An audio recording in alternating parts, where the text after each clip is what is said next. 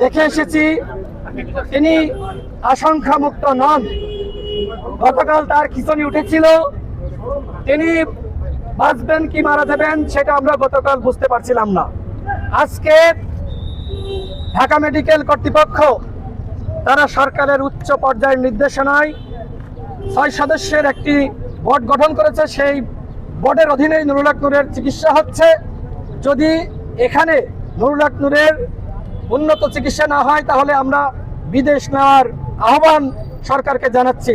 নুরুল হক নূর যদি মারা যায়, তার কোনো ক্ষতি হয়, এর দায় কিন্তু ডক্টর মোহাম্মদ ইউনূসকে নিতে হবে, মোদাবাসকে নিতে হবে, সেনাপ্রধানকে নিতে হবে, স্বরাষ্ট্র উপদেষ্টাকে নিতে হবে এবং সকল উপদেষ্টাদেরকে নিতে হবে।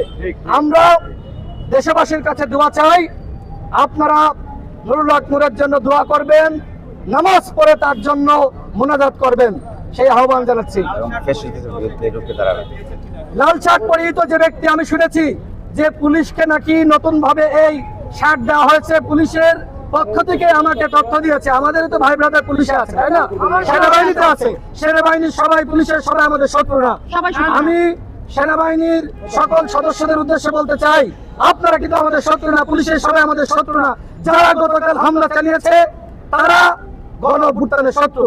আমি গণ অধিকার পরিষদের সারা দেশের নেতাকর্মীদেরকে বলবো, আইন শৃঙ্খলা পরিস্থিতির অবনতি হয়, এই ধরনের কর্মসূচি আপনারা পালন করবেন না।